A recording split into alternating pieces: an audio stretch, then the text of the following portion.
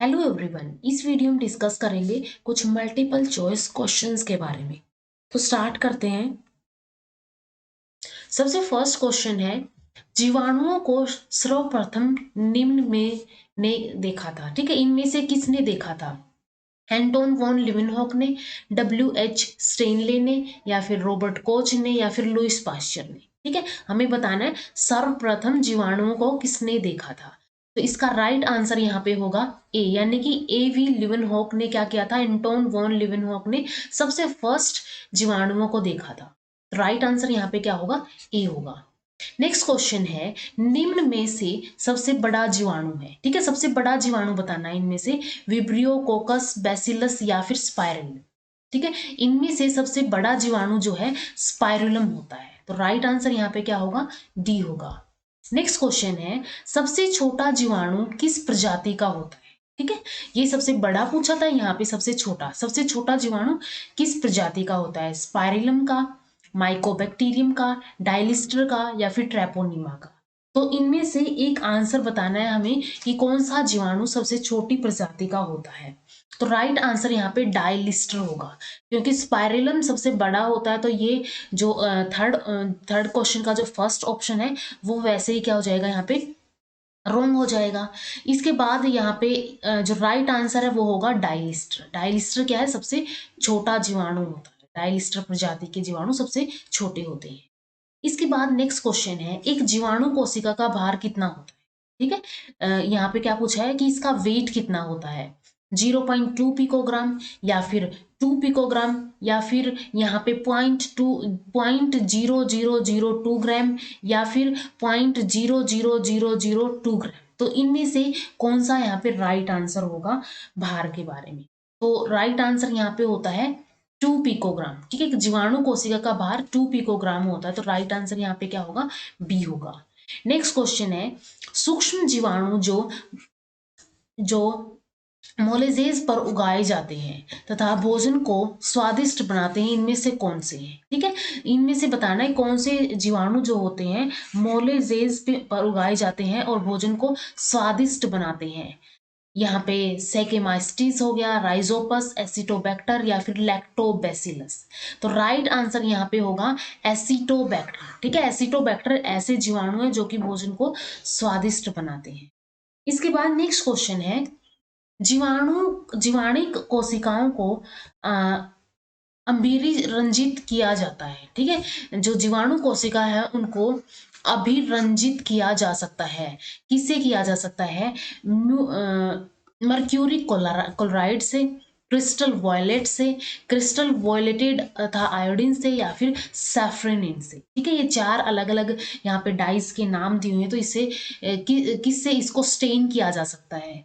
तो इन चारों में से राइट आंसर यहाँ पे क्या होगा? क्रिस्टल वॉयलेट और आयोडीन, यानी कि सी यहाँ पे क्या होगा? राइट आंसर होगा। जो कि हम ग्राम स्टेनिंग पढ़ते हैं उसके अंदर ये जो जीवाणुओं को, बैक्टीरिया को स्टेन करने के लिए यूज किया जाता है, क्रिस्टल वॉयलेट और आयोडीन। तो राइट आंसर यहाँ पे सी होगा। नेक्स्ट क्वेश्चन है, किसके कोशिका भित्ति में म्यूकोपेप्टाइड की मात्रा अधिक होती है? ग्राम पॉजिटिव में होती है या फिर ग्राम नेगेटिव में होती है? ठीक है, तो इसमें पूछा गया है किसकी कोशिका भित्ति में म्यूकोपेप्टाइड की मात्रा अधिक होती है?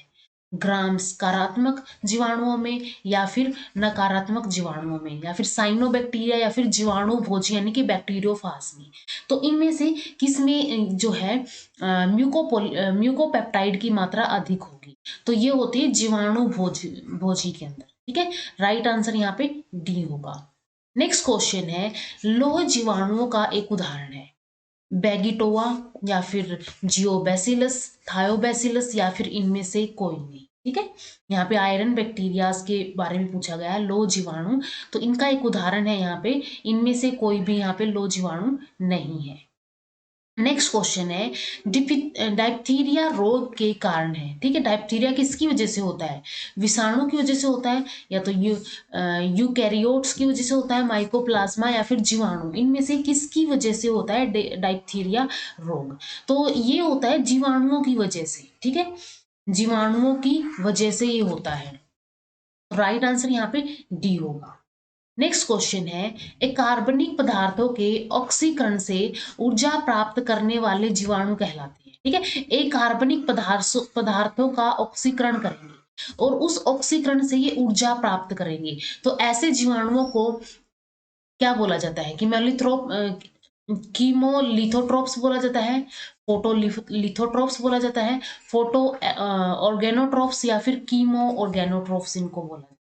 तो इनमें से जो कार्बनिक पदार्थों के ऑक्सीकरण से ऊर्जा प्राप्त करते हैं, ऐसे जीवाणुओं को कीमोलिथोट्रोप्स बोला जाता है। ठीक है, कीमो वर्ड केमिकल्स के लिए आया है, कंपाउंड्स के लिए आया है, तो ये अकार्बनिक यानी कि इनऑर्गेनिक यहाँ पे कंपाउंड्स होंगे, उनका ऑक्सीकरण होगा, उनका ऑक्सीडेशन होगा और उससे यहाँ पे एनर्जी डिराइव की जाएगी। तो इसका ये ऐसे कौन से जीवाणु होते हैं? कीमोलिथोट्रोप्स। नेक्स्ट क्वेश्चन है, पाश्चराइजेशन एक ऐसी प्रक्रिया है जिसमें तरल पदार्थ को गर्म किया जाता है। इसे किस तापमान तथा किस अवधि के नीचे के लिए जारी रखा जाता है? ठीक है, कितनी अवधि के लिए जारी रखा जाता है? जो ये पास्चुराइजेशन की जो प्रक्रिया होती है, जो भी हमारे पैक्ड जो मिल्क होते हैं वो सारे क्या होते हैं? पास्चुराइज्ड होते हैं, ताकि उनमें वो खराब ना हो, उनके जो भी बैक्टीरियाज है, जो भी उनके अंदर माइक्रोब्स है वो किल हो जाए। तो इसके अंदर ये जो इनको गर्म किया जाता है, इन तरल पदार्थों को, वो कितने तापमान पर और कितने टाइम के लिए किया जाता है?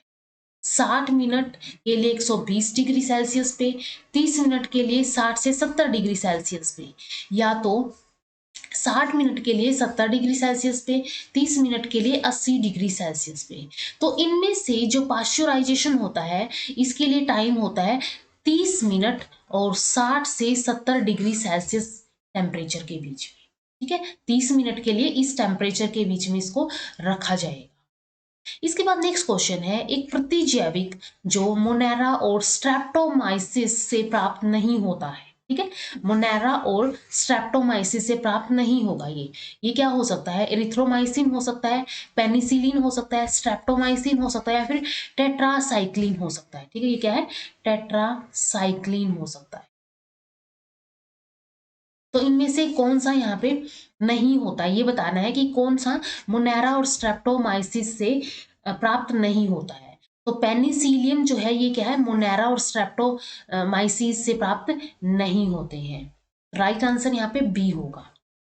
नेक्स्ट क्वेश्चन है, गाय के गोबर तथा कृषि अवशिष्टों के अवायवीय पाचन द्वारा बायोगैस बनाने के लिए में किस जीनस के जीवधारी का उपयोग किया जाता है? ठीक है, यहाँ पे कौन से ऐसे जीवधारी है, जो कौन से जीनस के जीवधारी है जिनका उपयोग बायोगैस बनाने में किया जाता है? मिथानोबैक्टीरियम, या फिर यहाँ पे एस्पेरिजिलस हो सकता है, या फिर यहाँ पे फ्यूसेरियस हो सकता है, या फिर आस्ट्रीनेरिया हो सकता है। तो इनमें से बताना है हमें। तो ये कौन सा होता है? ये होता है मिथानोबैक्टीरिया। ठीक है, मिथानोजन्स इनको बोला जाता है, और मिथानोबैक्टीरिया ऐसे होते हैं जो कि बायोगैस बनाने में हेल्प करते हैं, क्योंकि जो बायोगैस होती है उसमें एक मेन कंपोनेंट मीथेन होता है, तो इनको मिथानोबैक्टीरिया बोला जाता है। राइट आंसर यहाँ पे ए होगा। नेक्स्ट क्वेश्चन है, कुछ जीव 100 से 150 डिग्री सेल्सियस तापक्रम पर भी जीवित रहते हैं। ठीक है, ये जो रेंज है टेम्परेचर की 100 टू 150 डिग्री सेल्सियस, इस पर भी जीवित रहते हैं, और इनमें गुणन भी होता है। ये जीव है, ठीक है, ये मल्टीप्लिकेशन भी करते हैं। तो ये कौन से जीव है? ठीक है, जो इस टेम्परेचर रेंज पे भी सर्वाइव कर सकते हैं?